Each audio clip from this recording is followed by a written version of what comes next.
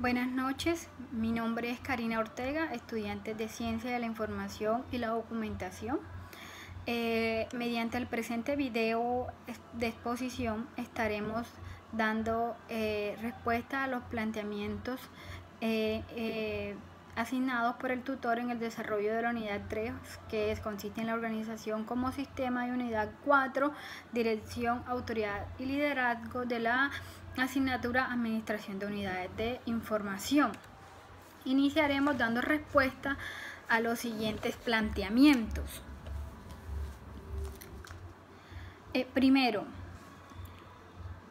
¿por qué la organización debe ser concebida como un sistema administrativo? La organización debe ser concebida como un sistema administrativo porque representa la vía más óptima al momento de emprender un proyecto que se desea implantar a nivel organizacional, ya que asegura que su desarrollo se hará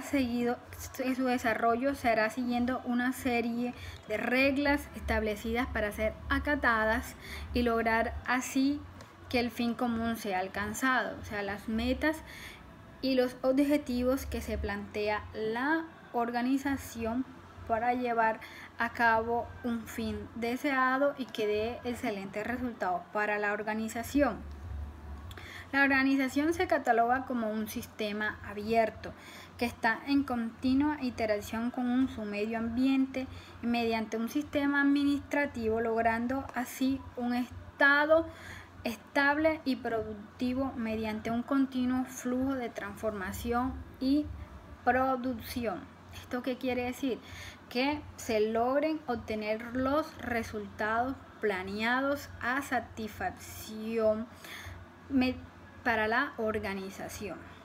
Como segundo planteamiento tenemos, desde un enfoque sistemático, qué aspectos o qué elementos deben ser contemplados bajo una perspectiva integral de la organización. Bueno, correspondiente a este segundo punto, encontramos que enfatizados, teniendo en cuenta ese enfoque sistemático, esos elementos que deben ser contemplados son los objetivos del sistema total. O sea, no son objetivos parciales, sino todos los objetivos del sistema. En específico, las medidas del desempeño del sistema, el ambiente de este y las ataduras o límites, así como el recurso del sistema del cual él se alimenta, los componentes o subsistemas que se adhieren a él, las actividades, objetivos y medidas de desempeño, así como la administración total del sistema. Como tercer planteamiento, tenemos qué se entiende por cultura y cambio organizacional y cómo estos inciden al interior de la organización. Bueno, como primero, ¿qué se entiende por cultura organizacional? La cultura organizacional consiste en el patrón general de conductas, creencias y valores que comparten los diferentes miembros que conforman la organización. Esta en buena parte está determinada por los miembros que comprenden la organización, o sea que ellos los establecen, o sea, entre mutuo acuerdo o direccionados por el administrador, establecen cuáles son esos patrones y esas normas de conducta que son las que permiten que puedan realizar un trabajo en equipo. El cambio organizacional, en algunos casos, si no es muy bien tomado, pero si se hace de acuerdo a las pautas que debe ser, es muy bueno y genera muy buenos resultados. ¿Y en qué consiste? El cambio organizacional consiste en una estrategia normativa que hace referencia a la necesidad de un cambio. Esta necesidad se basa en una visión de una organización para que haya un mejoramiento de desempeño administrativo. Entonces, ¿en qué consiste? En algunos cambios, reorganizar estructuras, en procesos, reubicar personal, cambiarlos, asignarles nuevas tareas o cambiarlos de dependencia para así mejorar diversas productividades en las áreas en que sean asignados. ¿Cómo incide esto en lo interior de las organizaciones? Según mi criterio, incide de forma positiva, aunque en algunos casos se crea inicialmente que es negativa, pero al transcurrir el tiempo se verán los resultados positivos mediante el éxito de cada uno de los procesos que sean ejecutados, y contribuyendo así al mejoramiento continuo de cada uno de los procesos de la entidad u organización, generando así optimización de recursos e innovación de procesos, permitiendo así que las organizaciones sean exitosas y con gran rentabilidad financiera. ¿Cuáles son los tipos de estructuras organizativas? Una estructura organizativa puede variar en función a varios aspectos, por ejemplo, el número de integrantes de una empresa, la naturaleza, el servicio, el producto o el modelo de la organización. De acuerdo a esto, los tipos de estructuras que existen son estructura funcional, estructura jerárquica, que es uno de los más utilizados por las organizaciones, estructura lineal y estructura matricial. Son los tipos de estructuras que existen. Como quinto planteamiento tenemos que es la departamentalización. Bueno, la departamentalización es un proceso por el cual se agrupan en los órganos de determinada organización grupos de acuerdo a las actividades o funciones similares o lógicamente que están relacionadas de personas que desarrollan una actividad. El primer momento se reparte el trabajo por tareas, logrando una especialización que permita obtener ganancias de productividad. No se realiza al azar, son por personas que estén capacitadas en ese cargo, entonces se crea ese grupo que se encarga de dicha actividad específica, otro que esté relacionado se encarga de dicha actividad, y así que logramos optimizar recursos, tiempos, productos y generar mayor rentabilidad y agilidad en los procesos. ¿Cómo es esto? Tenemos que son los organigramas. Un organigrama es un esquema donde se representan gráficamente la estructura de una empresa u organismo público. Un organigrama muestra gráficamente las jerarquías y las relaciones y las funciones de los departamentos, equipos y personas que trabajan al interior de la organización, así como refleja el grado de descentralización o centralización relativa a los niveles de autoridad y responsabilidad existentes en la empresa. Como séptimo, tenemos que es un organigrama funcional. El organigrama funcional es una representación gráfica de una organización, entidad configurada sobre la base de las distintas funciones de la misma. Por ello, también se denomina organigrama de funciones o organigrama de silos, porque su objetivo es organizarlo de acuerdo a las funciones de cada cargo en la organización. Este tipo de organigrama existe una división por departamentos, o sea, se clasifica subdivisiones por departamentos o funciones, al frente de cada una de las cuales debe existir un responsable o supervisor de esas funciones. La comunicación dentro de ese organigrama debe verse reflejada de forma fluida. Esta organización de los responsables de cada función, departamento o hacia abajo, o sea, se debe ver reflejada el tipo de organización. Como octavo planteamiento o interrogante tenemos cuáles son los factores internos y externos que debe contemplar una organización. Bueno, son factores muy importantes que se deben tener en cuenta dentro de las organizaciones, entendiéndose que los factores externos son las reglas del juego que toda empresa debe acogerse y que por término general son para todas iguales. Es que para unas son otras, no, para todas empresas o organización son iguales y no pueden ejercerse ningún control sobre ello. Ya vienen impuestas por el mismo entorno en el que está la organización. Mientras que los factores internos son inherentes a la propia empresa. O sea, la dirección es la que las establece, las puede variar y adaptar de acuerdo a sus condiciones de funcionamiento.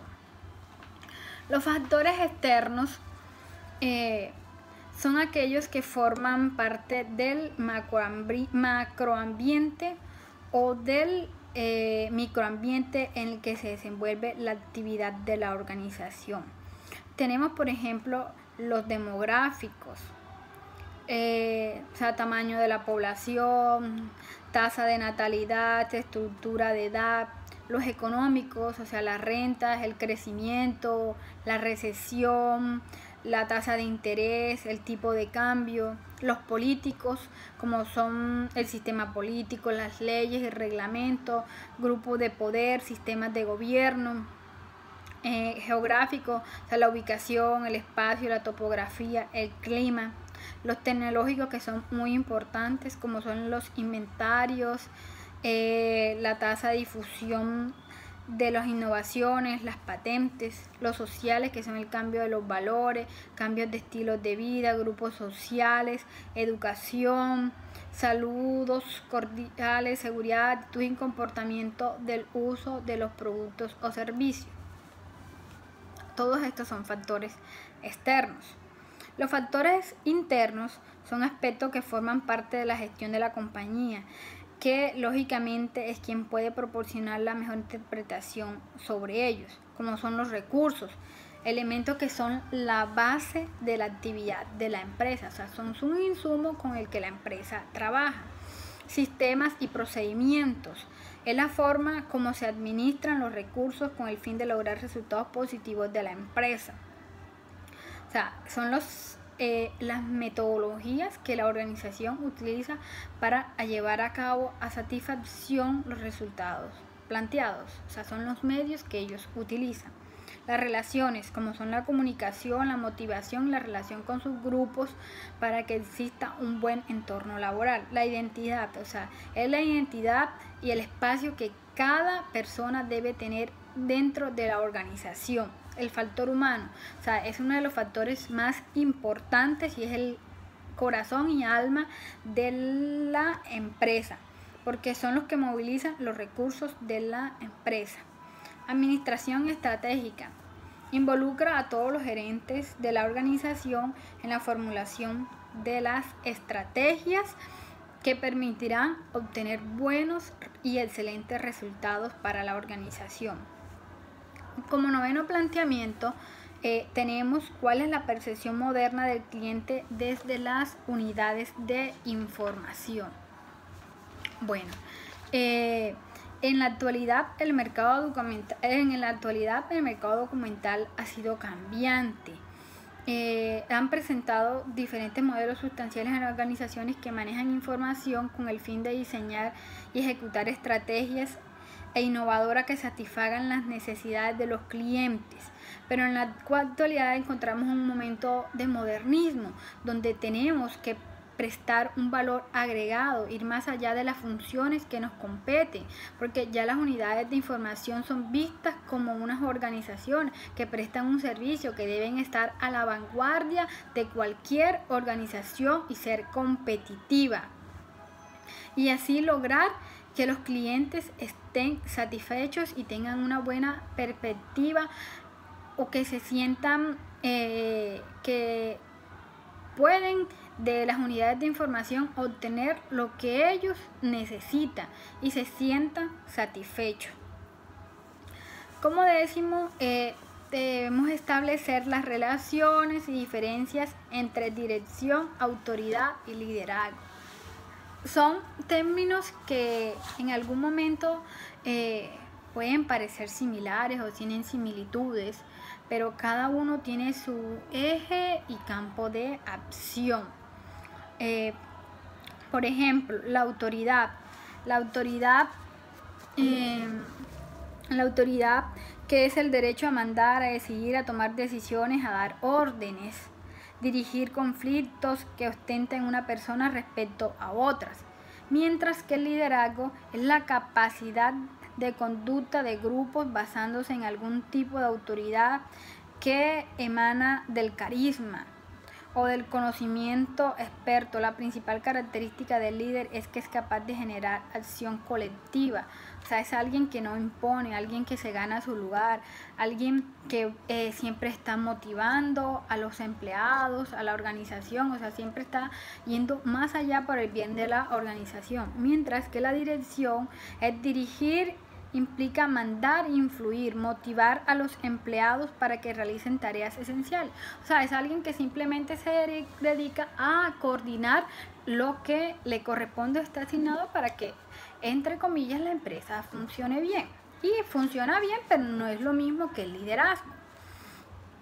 La autoridad provee dirección, mientras que el liderazgo provee comprensión de los grupos humanos u organizacionales. Se preocupa más por el producto humano, por ese recurso humano al interior de la organización. Mientras que la dirección es el planteamiento, organización, dirección y control de las operaciones de la empresa a fin de lograr los objetivos que ésta persigue y asimismo los pueda alcanzar. La autoridad asegura crecimiento.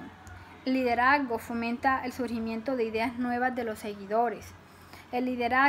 La dirección, es aquel elemento de la administración en el que se logra la realización efectiva de todos los planteamientos por medio de la autoridad del administrador.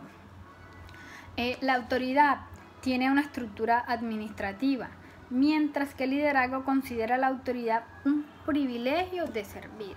O sea, su vocación es servir. La dirección debe de saber cómo entender la forma en que operan los diferentes tipos de estructura. Pasando al siguiente interrogante, ¿cuáles son los criterios modernos del liderazgo? Para empezar, el liderazgo consiste en influir de manera positiva en la comunidad u organización sin importar el ambiente donde se encuentre.